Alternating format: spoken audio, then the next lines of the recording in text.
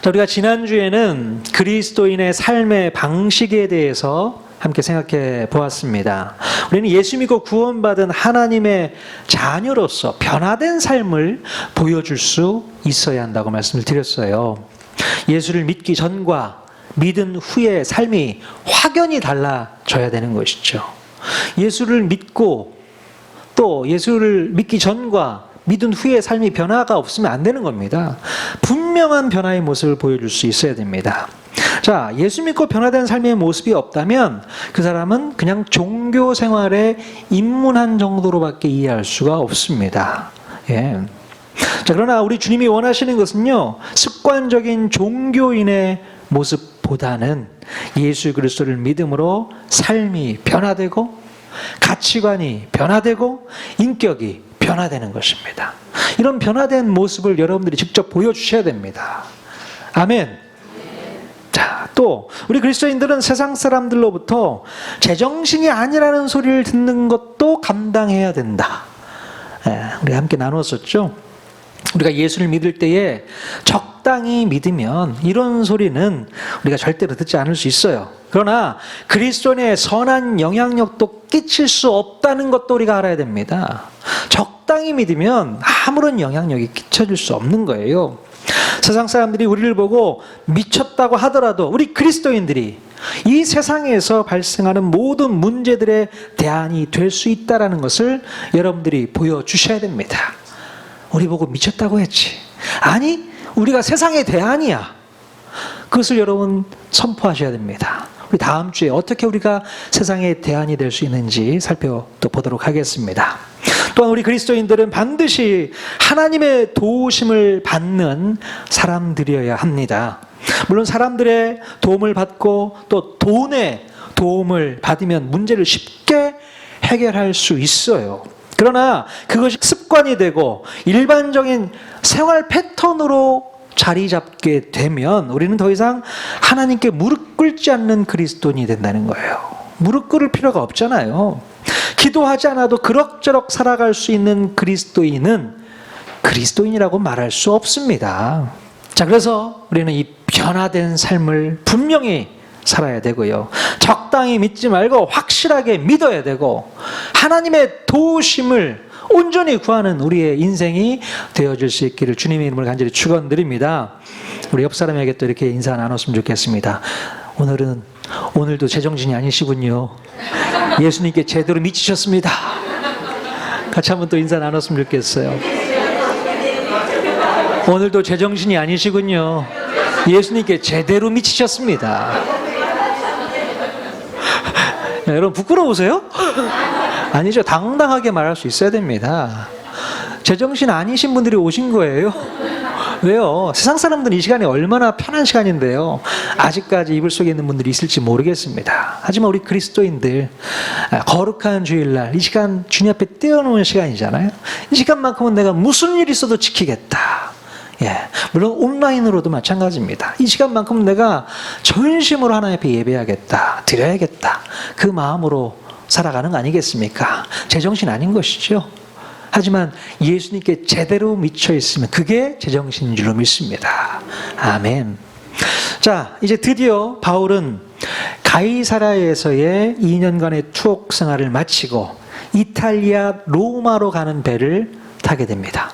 바로 로마 황제의 재판을 받기 위해서 떠나게 되는데요. 자, 27장 1절과 2절 말씀 같이 읽겠습니다. 시작. 우리가 배를 타고 이달리아에 가기로 작정되매 바울과 다른 죄수 몇 사람을 아구스도대의 백부장 율료란 사람에게 맡기니 아시아 해변 각처로 가려 하는 아드라무떼노 배에 우리가 올라 항해할세 마게도냐의 데살로니가 사람 아리스다고도 함께 하니라. 자, 바울은요, 로마 황제 친위대였던 아구스토대의 호의를 받으면서 아드라무떼노라는 배에 오르게 됩니다. 자, 이때 바울과 동행했던 사람이 기록되어 있는데요. 누가 바울과 함께 동행했다고 기록하고 있습니까? 데살로니가 사람 아리스다고. 자, 이 사람은 신실한 분 같아요. 끝까지 바울과 함께 로마까지 동행하는 것을 볼 수 있고요. 또 한 명이 있습니다. 빨리 찾으셔야 돼요. 또 한 명. 누구? 자, 1절에 보면 뭐라고 표현하고 있어요? 우리가 배를 타고. 자, 그러면 누가 포함되어 있다는 얘기입니까? 누가? 야, 누가 맞췄어? 야, 우리 예성이? 야, 역시 예성이는 성경 박사인 것 같아. 너무 잘하네. 자, 우리가라고 표현했다는 것은 지금 사도행전을 누가 쓰고 있는 거예요? 누가가 쓰고 있는 중이지 않습니까? 그래서 바로 이 로마행 배에 사도 바울과 또 누가와 또 아리스타고 그리고 여러 죄수들과 함께 이 배를 타고 가고 있는 중이라는 겁니다. 자, 바울과 여러 죄수들을 호송하는 아드라무테노 배는요, 이튿날 시돈이라는 곳에 잠시 정박해 있다가 구브로 섬을 지나 길리기아와 밤빌리아 바다를 건너서 루기아의 무라시에 도착을 했습니다. 자, 이제 이곳에서 더 큰 규모의 알렉산드리아 배로 갈아타게 됩니다. 그리고 여러 날 만에 간신히 니도 맞은편까지 왔는데 풍세가 좋지 않아서 그레데 섬 동쪽 살몬의 앞을 지나 미항에 도착하게 됩니다. 자, 이렇게 사도행전의 저자 누가는요, 지금 바울과 함께 동행을 하고 있기 때문에 이 항해 일지를 자세히 기록해 놓은 것을 볼 수 있습니다. 자, 오늘 읽은 9절에 보면 그때 당시에 그 시기를 기록해 놓고 있는데요. 뭐라고 기록하고 있냐면 여러 날이 걸려 금식하는 절기가 이미 지났으므로, 그런 말이 있어요. 자, 가이사랴에서 출항한 후에 여러 날이 지났고 이제 계절이 바뀌어 있음을 얘기하고 있는 것입니다. 여기서 금식하는 절기가 지났다는 것은요, 유대의 대속죄일이 지났다는 뜻인데 이때가 양력으로 10월경이었다고 합니다. 원래 지중해상에서는 9월 중순부터 다음 해 3월까지 바다에 돌풍이 부는 때가 많았기 때문에 항해가 어려웠음을 밝히고 있는 거예요. 특별히 또 11월 중순부터 1월까지는 항해가 거의 불가능하다고 합니다. 그래서 배가 운행할 수 없는 그런 상황이라고 해요. 자, 그러므로 바울을 호송하는 이 알렉산드리아 배로 지중해상을 계속해서 항해할 경우에 배가 파손할 수도 있는 위험한 상황에 놓여져 있다는 것을 누가가 암시하고 있는 내용입니다. 자, 이때 바울이 호송을 담당하는 백부장 율리오와 배의 선장에게 제안을 하는 것을 볼 수 있습니다. 어떤 제안을 하게 되는가? 자, 27장 10절 말씀 같이 읽겠습니다. 시작. 말하되 여러분이요, 내가 보니 이번 항해가 하물과 배만 아니라 우리 생명에도 타격과 많은 손해를 끼치리라 하되. 자, 그러니 이런 위험한 상황에서 더 이상 항해하는 것은 무리이고 이곳 미항에서 계절이 바뀔 때까지 머무르는 것이 좋겠다고 바울이 건의를 하게 됩니다. 더 이상 배 타고 움직이는 것은 좋지 않습니다. 위험합니다.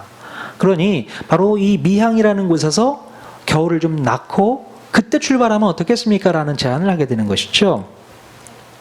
아마도 바울은 자신의 경험을 통해서도 볼 때에 이게 맞다고 생각을 했던 것 같아요. 바울은 3번에 걸친 전도 여행 가운데 배가 3번씩이나 파손당하는 그런 경험을 했었잖아요. 큰 경험도 있었던 것이죠. 그리고 무엇보다도 하나님께 기도하고 간구하면서 어떤 사인을 받았던 것 같습니다.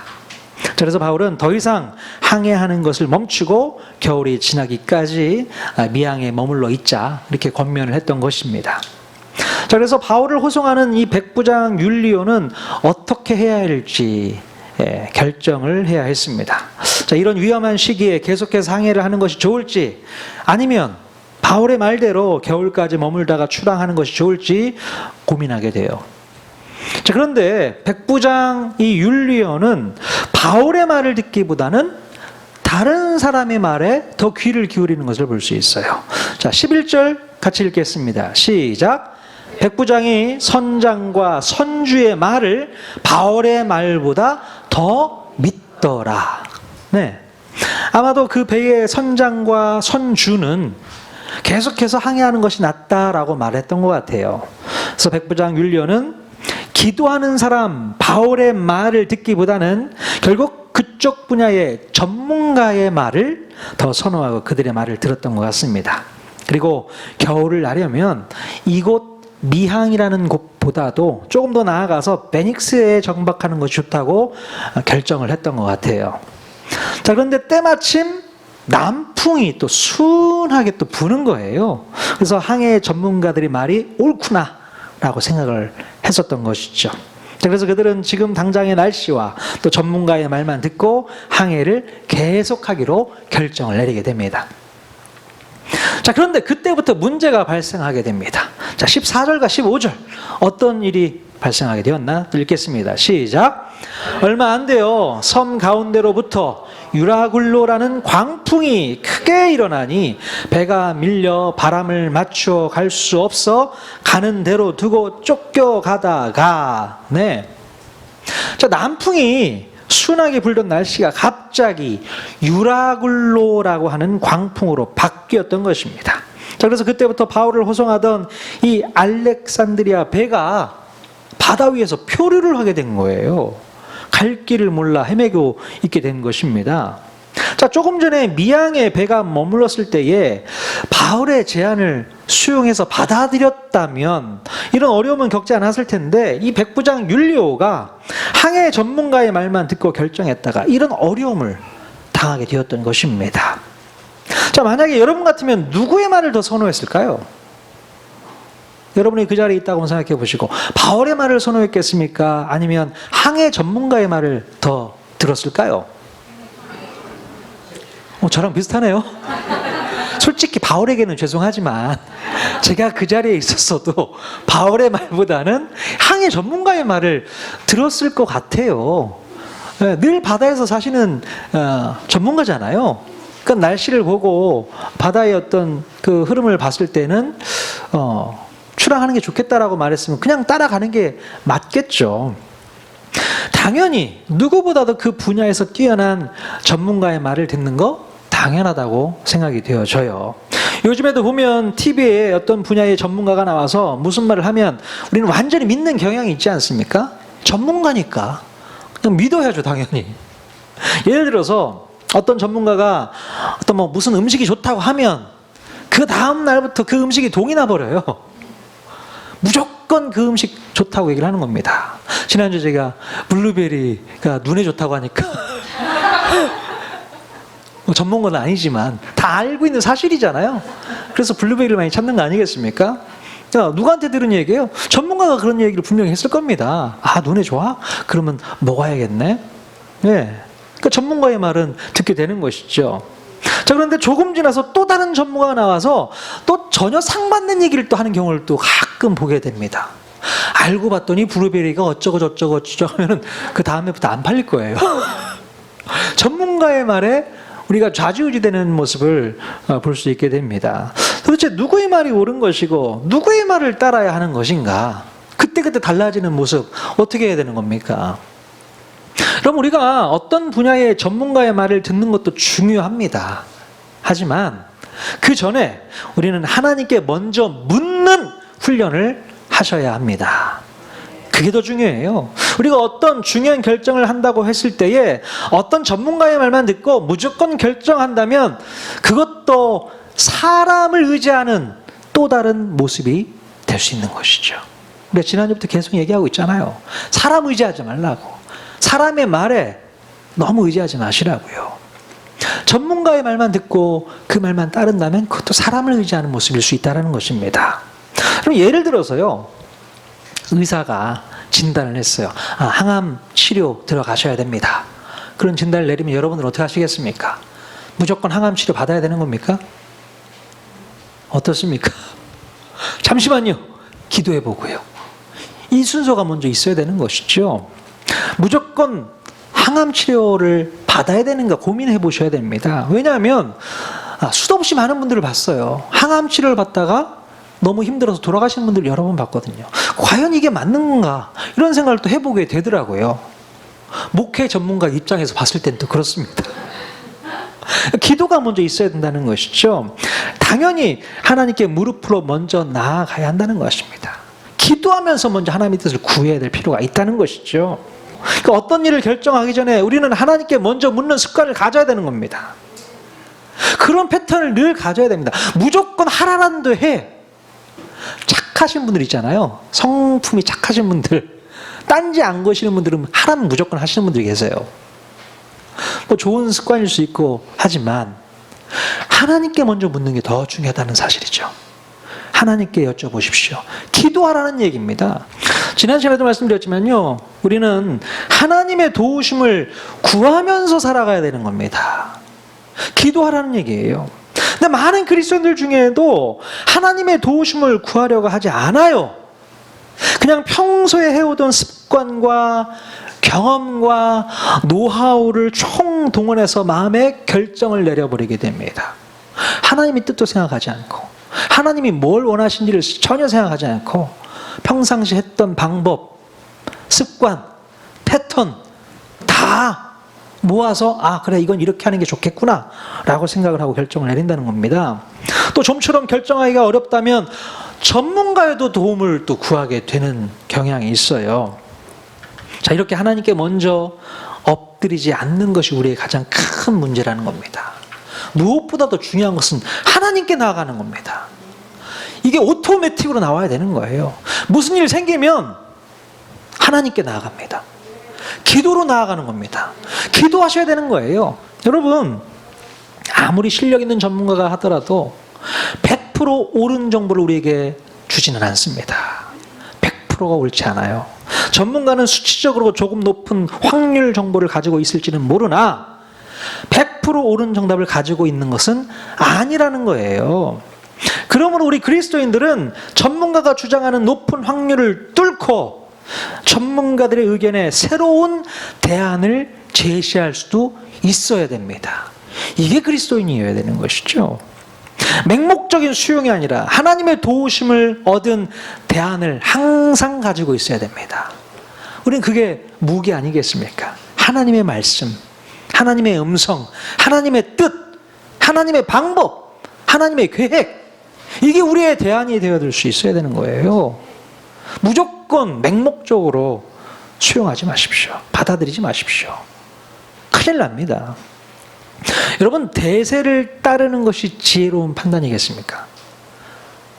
우유부단한 성격을 갖고 있는 분들은 대세를 따라갑니다. 대세를 따라가. 그게 제일 편하잖아요. 남들 다 하는 거니까 대세를 따라갑니다. 남들이 다 하면 나도 해야 되는 겁니까? 남들이 맞다고 하면 나도 맞다고 해줘야 되는 겁니까? 그렇지 않다는 거죠. 정확하게 분별하고 정확하게 말할 수 있어야 되는 겁니다. 우리 그리스도인들은 대세를 따르기보다 주님의 음성을 먼저 따라야 한다고 저는 생각합니다. 사람들이 많이 가니까, 이게 유행이니까 그냥 따라가는 거 절대 잘못된 겁니다. 여러분, 창세기에 보면 노아가 나오잖아요. 이 노아도요, 당시 대세를 뚫고 하나님의 명령에 순종했던 사람입니다. 그때 당시 시대의 흐름이 어떻습니까? 그 시대의 풍조에 따라가지 않았습니다. 노아는요. 오히려 하나님 말씀을 듣고 산에다가 방주를 짓기 시작하죠. 사람들이 얼마나 노아를 욕했을까요? 저런 미친놈을 봤나. 아니, 비도 안 오는데 무슨 산에다가 배를 만들어 놓고 저러고 있나.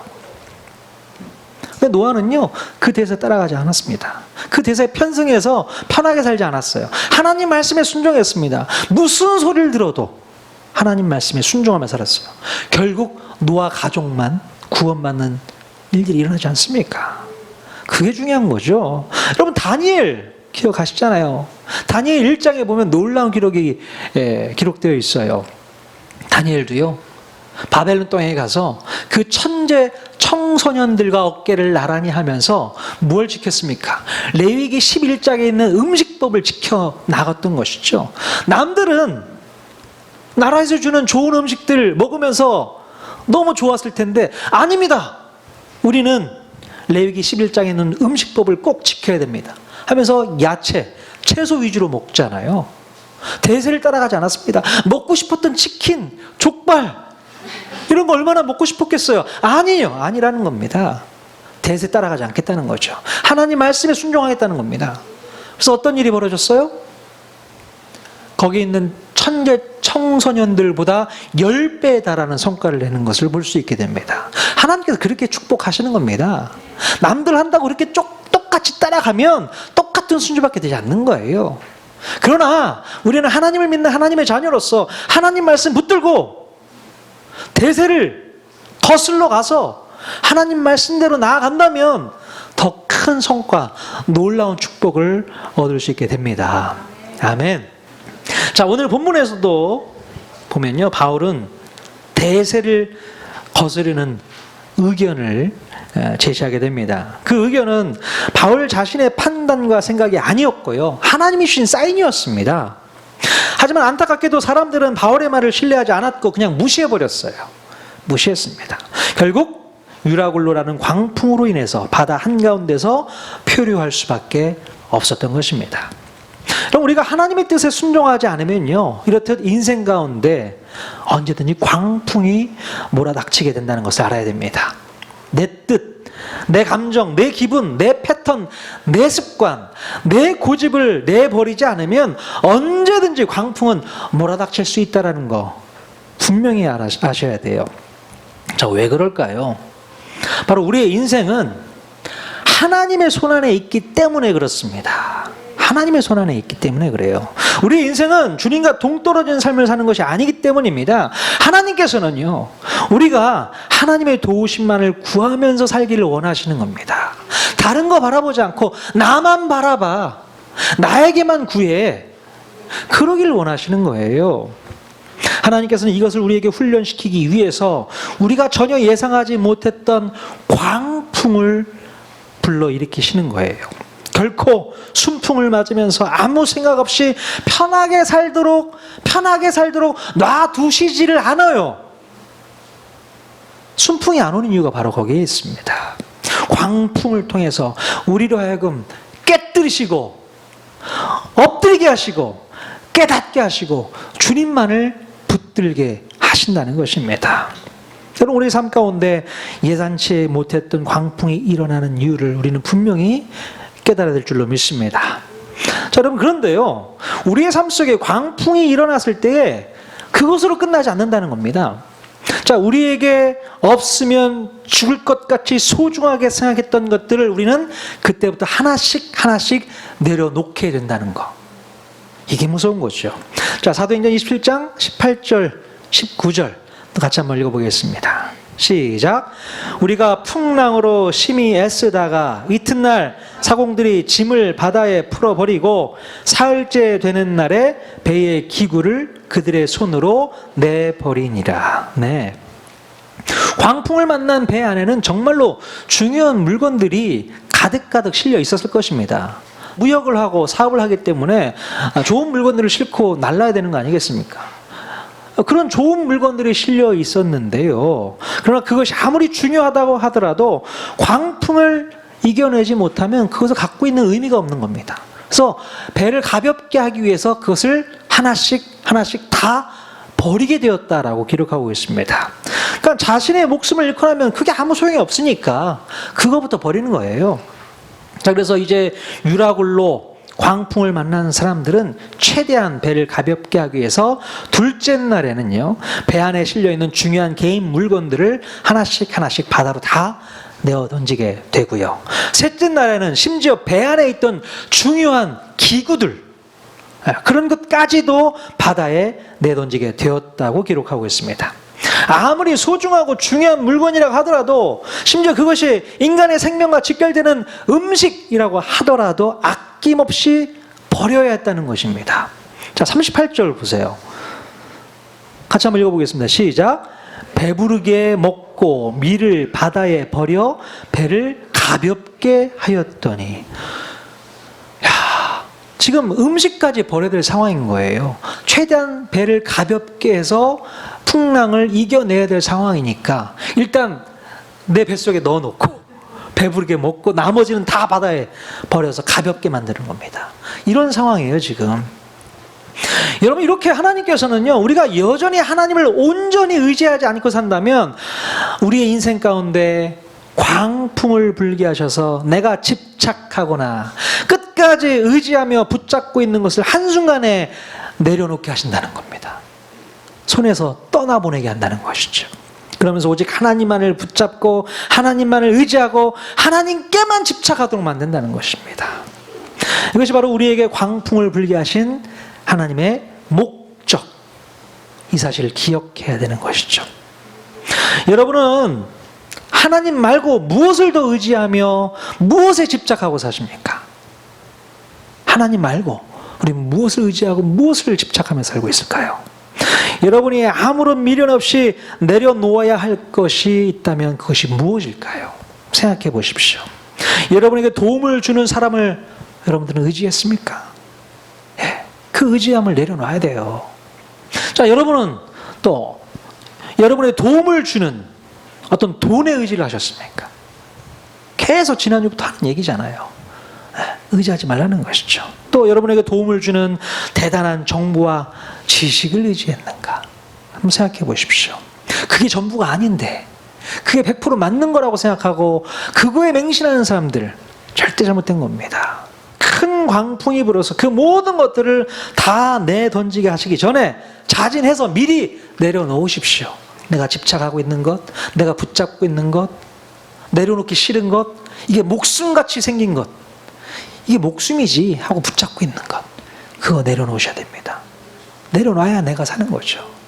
내려놔야 분명히 하나님을 만날 수 있는 것입니다. 그리고 지금 당장 내가 전적으로 의지해야 할 것이 무엇인지를 분명하게 결정하십시오. 우리가 의지해야 할 것은 바로 하나님의 도움의 손길인 줄로 믿습니다. 그 도움의 손길을 의지해야 되는 것이죠. 주님은 우리가 가야 할 길을 제시해 주시고 정말로 붙잡아야 할 것을 붙잡게 하시고 정말로 집착해야 할 것을 집착하게 하신다는 것입니다. 그러기 위해서 광풍을 몰아닥치게 하는 거예요. 광풍을 통해서 다시 한번 깨닫게 하시는 겁니다. 여러분, 하나님의 말씀인 성경을 붙잡으십시오. 다른 거 붙잡지 말고 성경 좀 제발 붙잡으세요. 말씀 붙잡아가지고 우리가 살아갈 수 있습니다. 우리 하나님께 온전히 드리는 예배에 집착하십시오. 왜 예배에 집착을 하지 않습니까? 예배를 드리지 않으면 내가 한 주를 승리하며 살아갈 수 없어. 그런 마음으로 열심히 예배를 드리셔야 됩니다. 예배 시간 소홀히 여기지 마십시오. 이 짧은 한 시간 그냥 내버리지 마십시오. 아까운 시간입니다. 하나님을 만나는 시간이에요. 목사님의 설교를 듣는 시간이 아니라 하나님을 만나는 시간이라고요. 이 예배가 여러분의 일주일을 책임지는 시간이란 말입니다. 그러니 여기에 목숨 걸어야죠. 예배에 집착하셔야 되는 겁니다.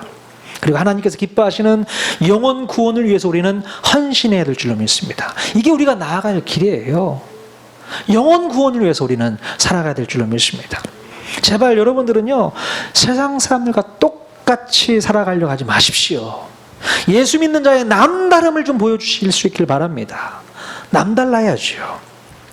여러분의 인생 가운데 광풍이 불어오기 전에 하나님께 엎드리십시오.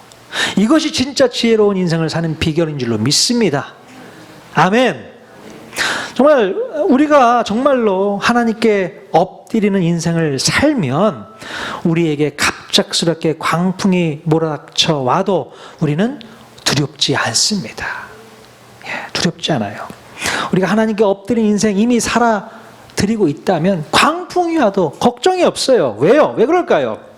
우리가 하나님께 엎드리면요, 이미 버릴 것은 다 버렸기 때문입니다. 하나님께 엎드리는 순간 이미 버릴 거 다 버렸어요. 거추장스러운 거 다 버렸을 겁니다. 쓸데없는 것에 대한 집착이 사라졌어요. 엉뚱한 것에 의지할 마음이 사라졌습니다. 하나님만 바라보게 되는 거거든요. 그러니 두렵지도 않고 무섭지도 않고 걱정과 염려가 사라지게 되는 것입니다. 오히려 담대할 수 있게 되는 것이죠. 그러니 광풍아 몰려와라, 내가 두려워하나, 이런 마음이 생길 수 있는 것입니다. 여러분, 올 여름에도 또 태풍이 많이 지나가게 되지 않을까 싶습니다. 태풍이 오는 게 좋은 거예요, 나쁜 거예요? 오는 게 좋아요, 나빠요? 물론 큰 피해가 없어야 되겠지만 태풍은 있어야 된다고 합니다. 순기능을 하기 때문에 그래요. 태풍이 와서 바다를 한번 확 휘접어놔야만 물도 깨끗해지고 공기도 맑아지고 순환이 가능하다는 것이죠. 태풍이 없으면 안 된다는 겁니다. 물이 계속 오염되어 있는 상황이 된다는 것이죠. 불편하고 어렵습니다. 큰 피해가 발생할 수도 있습니다. 하지만 그것을 역사하신 하나님의 섭리는 대단한 것이거든요. 우리가 알지 못하는 더 나은 것, 더 필요한 것들을 채워주시게 한 하나님의 방법이고 하나님의 도움인 것을 우리가 꼭 기억해야 됩니다. 우리 인생의 광풍, 인생의 태풍 언제든지 몰아닥쳐도 두려워하거나 염려하지 마십시오. 우리가 생각하지 못한 다른 것을 계획하고 계신 하나님의 큰 손의 역사라는 것을 꼭 기억하시고 여러분 담대할 수 있기를 주님의 이름으로 간절히 축원드립니다. 할렐루야! 이번 한 주간도 승리하십시오. 걱정하지 마시고 두려워하지 마시고 염려하지 마시고 주님 바라보시고 믿음으로 승리하는 저와 여러분 모두가 다 될 수 있기를 주님의 이름으로 간절히 축원드립니다. 아멘.